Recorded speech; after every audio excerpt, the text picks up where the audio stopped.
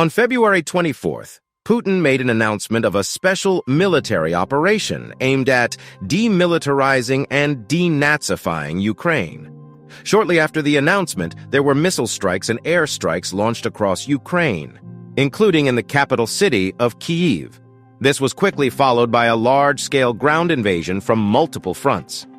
Before starting, make sure to click the like and subscribe buttons to stay updated with the latest content. As a result, President Zelensky declared martial law and a general mobilization of all Ukrainian male citizens between the ages of 18 and 60 and prohibited them from leaving the country. The Russian attacks were launched from 4 different fronts: a northern front from Belarus towards Kiev, a northeastern front towards Kharkiv, a southern front from Crimea, and a southeastern front from Luhansk and Donetsk. The international community widely condemned the invasion, which sparked protests and demonstrations across the globe, including in post-Soviet countries and even in Russia itself. Russian monuments in Europe were vandalized, with some even being demolished. Russian ambassadors in Europe, particularly in Western Europe and the European Union, were met with violent attacks by anti-war protesters during public ceremonies and while moving in the streets. The invasion quickly went viral on social media, with calls for mass boycotts of Russian culture and goods flooding multiple platforms. Hackers also attempted to attack and shut down Russian government-operated websites, while many public machines connected to the internet within Russia were shut down and displayed messages denouncing the invasion and supporting Ukraine. Unfortunately, anti-Russian sentiment and racism against Russians living abroad surged after the invasion, with many facing discrimination, hatred, and violent attacks. Many Russians living in Europe were expelled without clarification, and there were even calls in the United States to expel all Russian students. But this video is not the story of the war. It is the making and breaking of many international alliances. If you've not been following the war, you should know that there have been a few countries sympathizing with Russia, while the rest of the world condemned their aggression. These countries include China, India, and, yes, you guessed right, North Korea. But why did these countries side with Russia?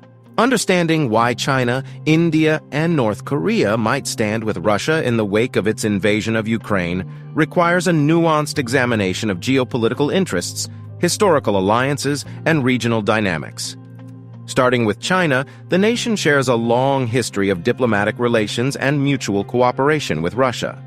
Both countries, as significant global powers, often find themselves on the same side against Western interests, especially in the context of U.S. hegemony.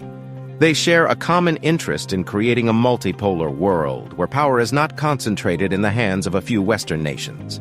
China's Belt and Road Initiative, its ambitious global development strategy, also aligns with Russia's Eurasian Economic Union, strengthening their strategic partnership. Moreover, China, like Russia, values the principle of non-interference in the internal affairs of other nations, a stance that often puts them at odds with Western countries. India's stance is influenced by its complex and multifaceted relationship with both Russia and Ukraine. Historically, India has enjoyed a robust strategic partnership with Russia, particularly in terms of defense cooperation. Despite the evolving global geopolitical scenario, India has continued to maintain this relationship, which has been crucial for its defense procurement and strategic autonomy. Furthermore, India has traditionally pursued a non-aligned policy, preferring to maintain a neutral stance in conflicts that do not directly involve it. This strategy allows India to balance its relations with different global powers without antagonizing any particular country. As for North Korea, its support for Russia can be attributed to their historical alliance and mutual opposition to U.S. foreign policy. North Korea has often found itself isolated on the international stage due to its nuclear ambitions and human rights record. In this context, Russia has been a critical ally, providing economic and diplomatic support. The two nations share a mutual interest in countering U.S. influence in the region. Therefore, standing with Russia in this situation aligns with North Korea's geopolitical interests. It's worth noting that these countries' support for Russia does not necessarily imply approval of its actions in Ukraine. Rather, it may reflect a more nuanced approach to international relations that takes into account a variety of factors, including geopolitical interests, historical ties, and domestic considerations. However, China and India recently voted against Russia in a UN resolution that described Russia as the aggressor. This resolution encourages cooperation between the United Nations and the Council of Europe to address the significant challenges facing Europe due to the actions of Russia in Ukraine and previously in Georgia. Historically, these nations have maintained a cautious stance on the Ukraine crisis due to their strategic partnerships with Russia. However, their support for this resolution suggests a nuanced shift in their positions. It's noteworthy that the resolution doesn't directly mention Russian President Vladimir Putin, who has an arrest warrant issued by the International Criminal Court, which the UN recognizes. Instead, it emphasizes the need to hold all those accountable who are responsible for violating international law. The resolution underscores the urgent need for collaboration between the UN and the Council of Europe to promptly restore and maintain peace and security, respect the sovereignty, territorial integrity, and political independence of all states, and ensure the observance of human rights and international humanitarian law during conflicts. Why would China vote against Russia? In the current geopolitical scenario, the voting stance of China, along with other countries like India and Brazil, might be interpreted as a strategic move aimed at further isolating and weakening Moscow, possibly leading to more concessions from it. This perspective resonates with the approach of other nations, such as Turkey, led by President Recep Tayyip Erdogan, who has shown similar distancing from Russia by accepting Finland's NATO membership, despite having voted against Russia in the past. Perhaps the most insightful interpretation of these developments pertains to China's future aspirations. China's support for the resolution could be indicative of a strategic shift in its global positioning. Rather than aligning itself predominantly with the BRICS nations, China seems to be carving out a path toward becoming a formidable global power independently. This aligns with its stated goal to establish itself as a significant international power by 2049, marking a century since the founding of the People's Republic of China.